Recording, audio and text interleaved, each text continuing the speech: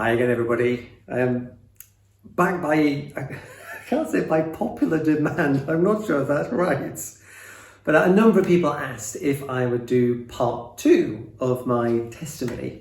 Having given the part 1, how I came to faith, a number of people sort of said, would I give the other part, which I hinted at, about my story of how I came to be a minister in the Church of England.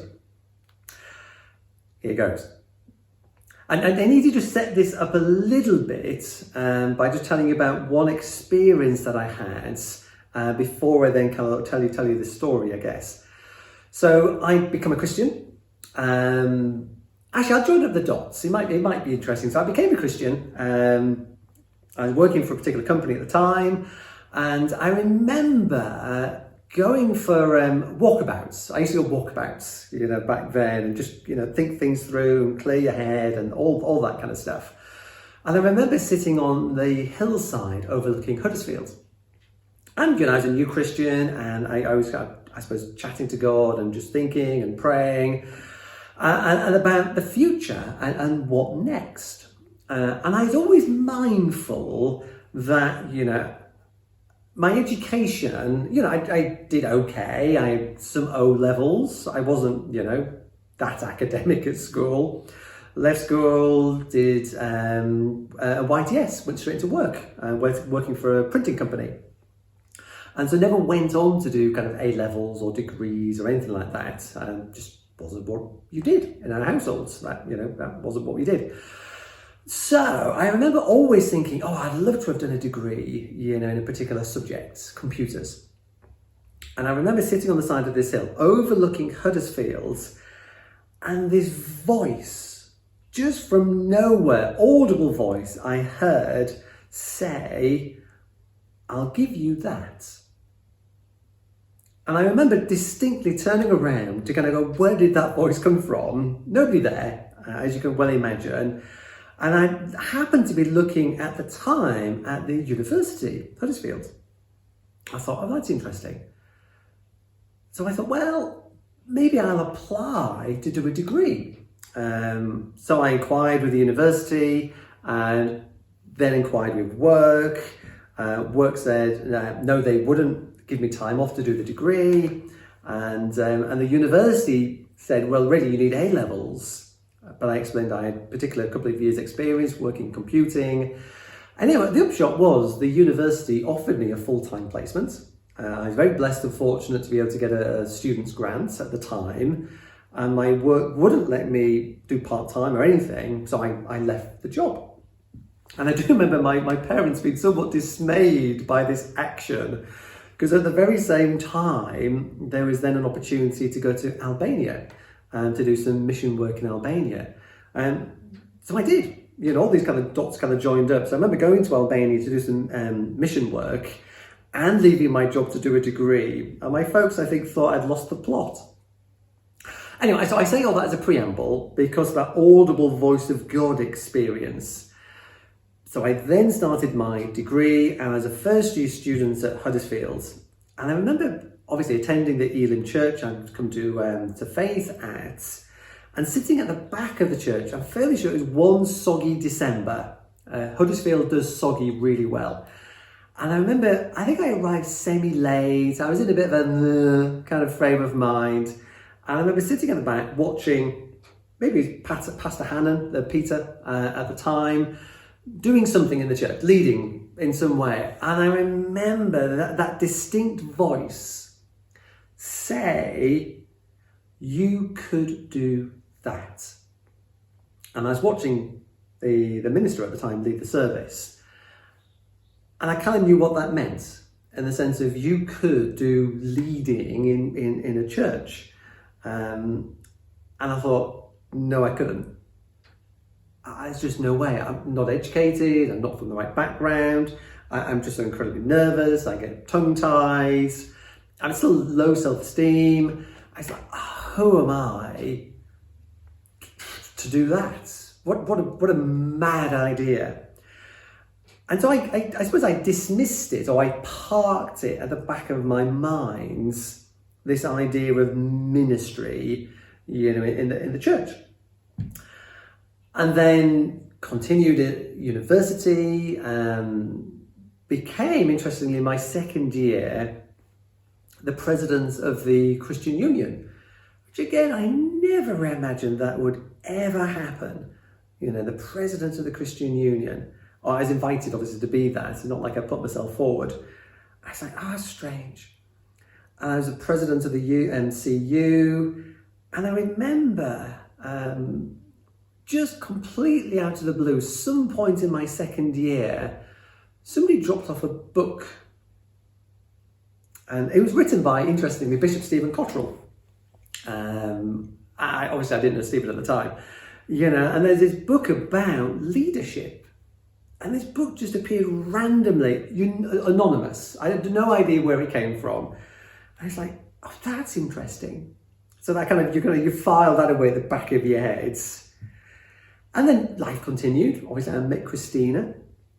Partway through my second year of my degree, I had a year working for Ford in my sandwich year, and then back to finish off my fourth year. But all along those times, it was kind of punctuated by random individuals sort of saying, "Oh, have you thought about becoming a minister?" Christina and I had done a couple of missions with the Methodist Church. Whilst we were together, doing our degrees.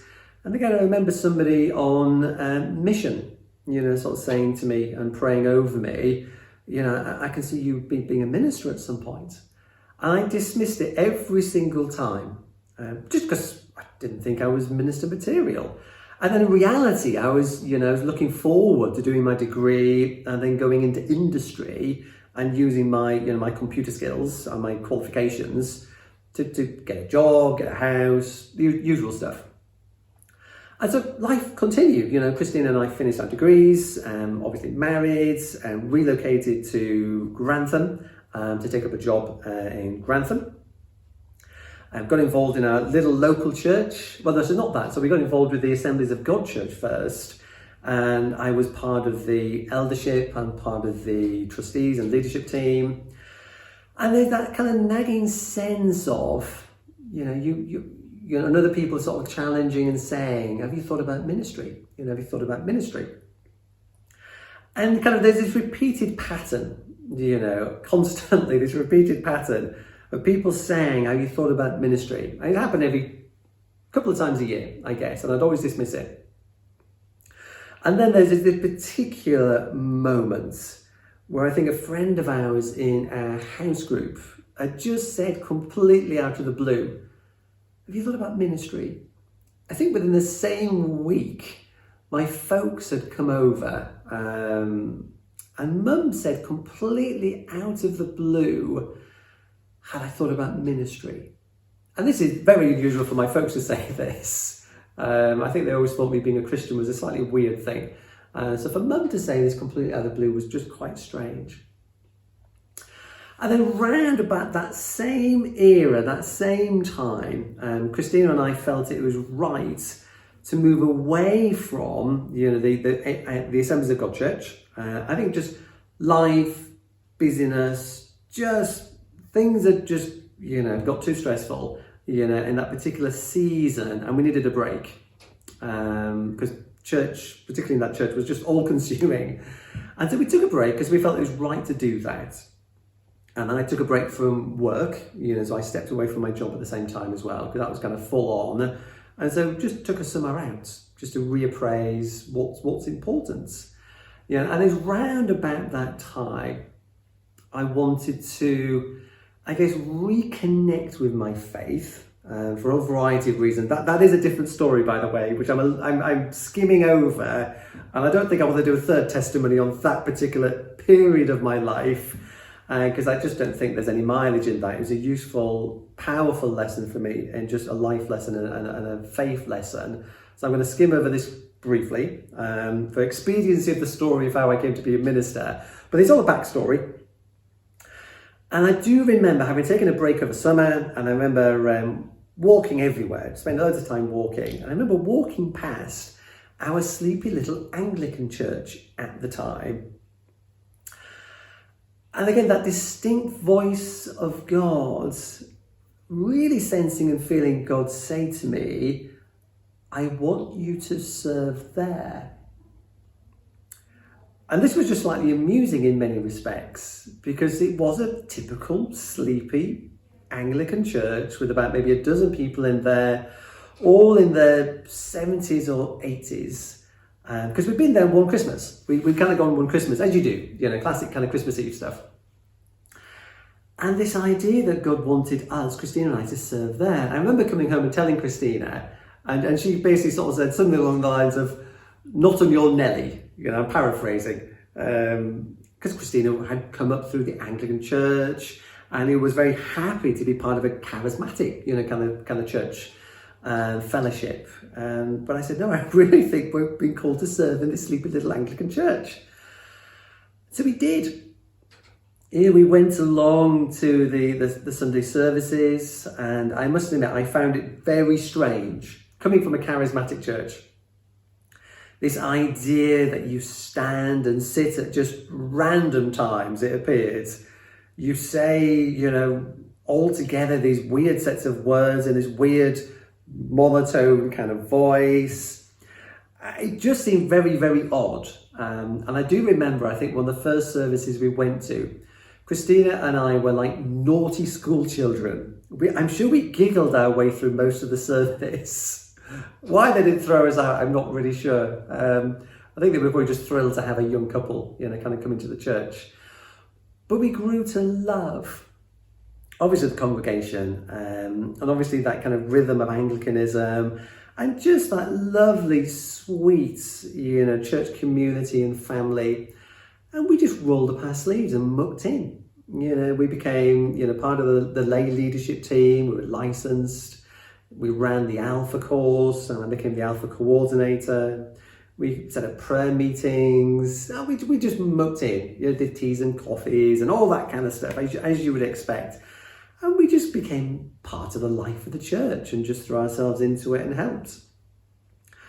And we had those coincidences.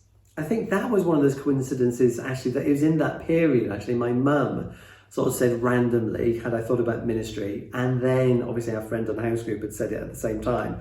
So we've become part of that community when those two coincidences happened. We had an interregnum, so that the then minister, moved on. And I do remember him and his wife calling us round for tea, coffee, I can't remember what it was now, and saying to us, Christina and I, basically, over to you. It's like, no, it's not. It really isn't over to us. And obviously we helped as a leadership team in looking after the church for a while. And then the new minister came in, Chris Dolby. And so she came, and she'd been there maybe 2 or 3 months. And she came up to us during one service and said, would you like to come around for a drink? Just to catch up. Fill me in on the church and the background. I was like, oh, that's fine. So I remember going round, and at the time I was working for a government Quango kind of organisation.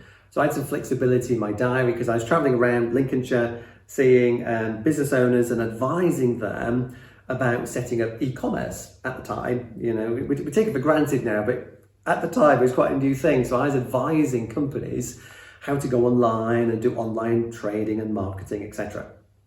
So I had some room in my diary to meet with Chris. So I remember going over to Chris's and, chatting, and she very quickly changed the tone of the conversation, and she leant forward, and she said, now, David, have you thought about ministry? I remember saying to her, I said, well, funny you should say that. I says, it's only just this last week or couple of weeks, I've had these coincidences of people saying, had I thought about ministry? Mum, this friend, etc. And I said, it happens every so often, a couple of times a year, that there'll be these random coincidences. And she goes, well, do you not think God might be on your case and challenging you about this? I said, well, yes. So she then said, pointedly, so what are you going to do about it? Now I saw Chris on Monday for this natter, which seemed like a bit of a loaded meeting. And so I saw her on Monday, and she says, well, tell you what, I'll see you again on Wednesday for an answer. It's like, that's not a lot of time. So I remember leaving Chris's house, I was in the car at the time, driving up the drive, and I remember praying, this is that wonderful kind of arrogance of faith sometimes. I remember praying to God, fine, because I was very reluctant, fine, if this is what you want, you're going to have to confirm it 3 times. I mean, talk about arrogance in telling the King of Kings and the Lord of Lords how he's going to confirm this to me, having had a number of confirmations or challenges beforehand. So I drove out, I said to God, fine, if this is what you want, then confirm it to me. Because I knew it was a big deal. I knew it was a big decision, and I knew it would impact me for the rest of my life, but also Christina for the rest of our lives together. And I do remember Christina saying, I think when we met at university, and people had said in her hearing, had I thought about ministry, and her exact words to me were, quite early on in our time in our marriage, I never, ever want to be a vicar's wife.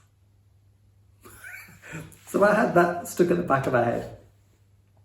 So drove off, Monday lunchtime. Now, Monday evening came round, and I remember we had in our little sleepy Anglican church prayer meeting. And it was exactly as you'd expect a sleepy, rural Anglican prayer meeting to be. Quiet, one candle burning, in a very cold church, and you kind of huddled around the candle for warmth. And we prayed, faithfully prayed, but most of the time it was kind of in silence. So there's probably 3 or 4 of us prayed. But I remember walking through the village where we lived and meeting Betty. Now, Betty had just moved to the village that day, that weekend I think it was. And of course it's village life, so we all knew about Betty before Betty had arrived, because that's just how a village works.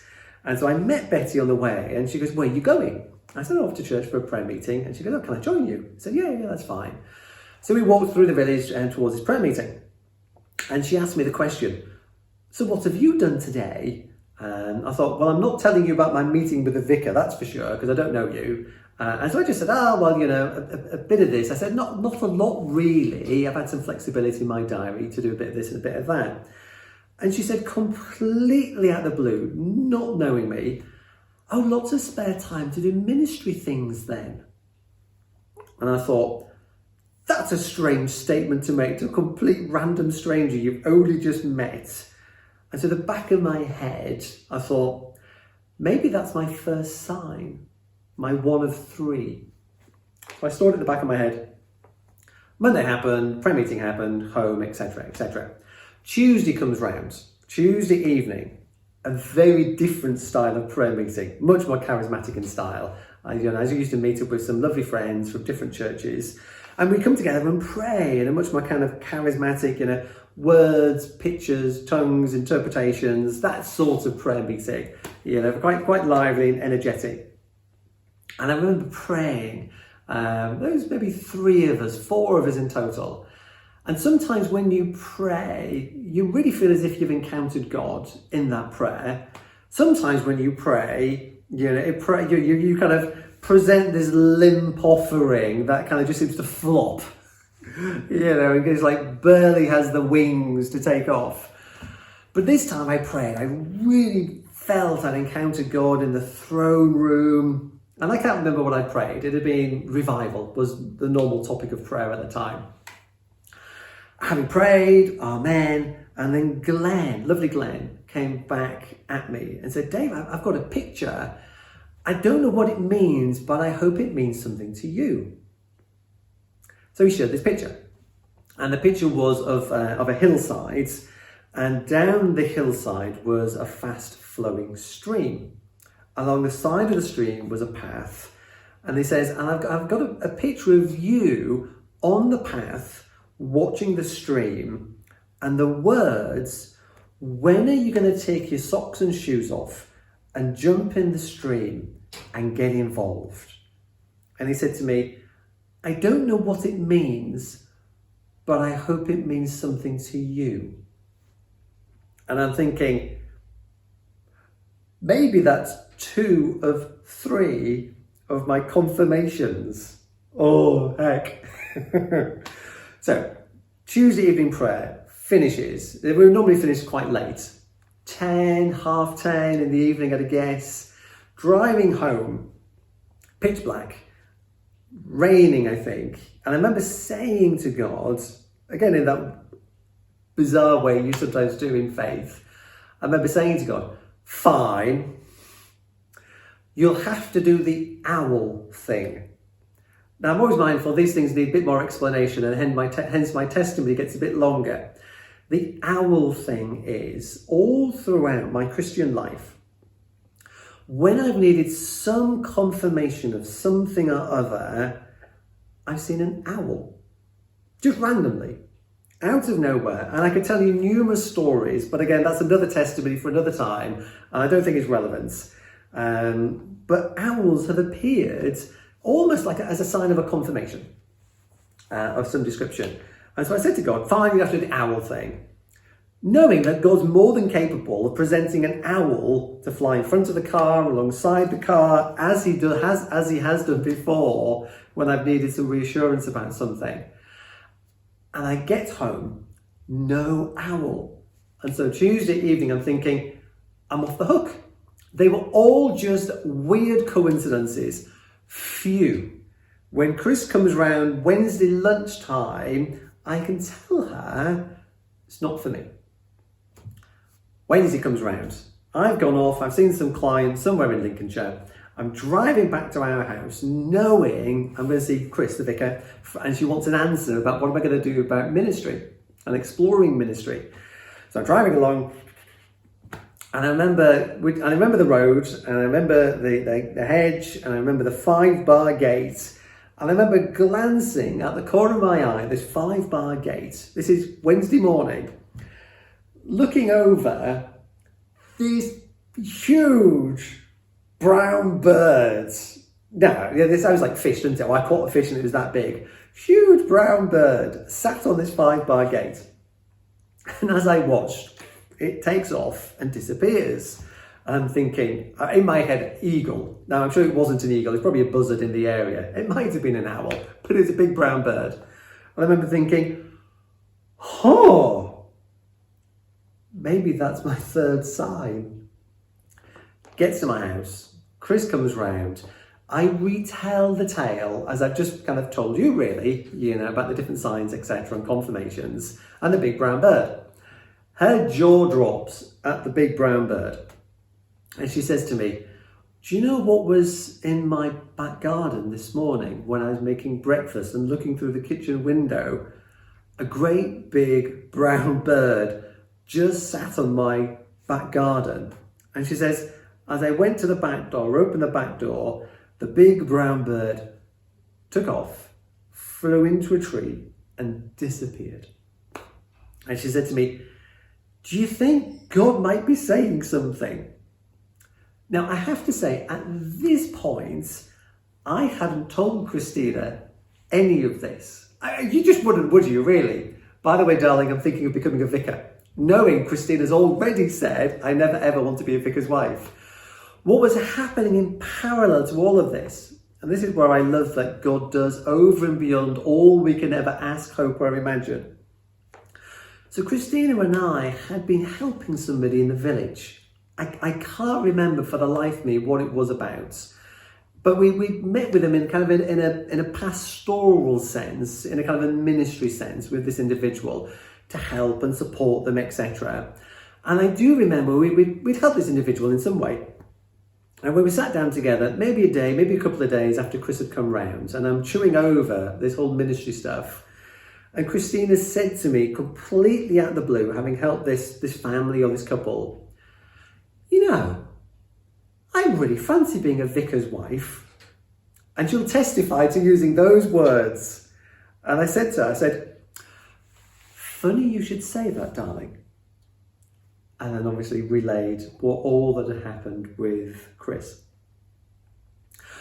So that in many respects is the story of how I came to push the door to be, or to explore ministry.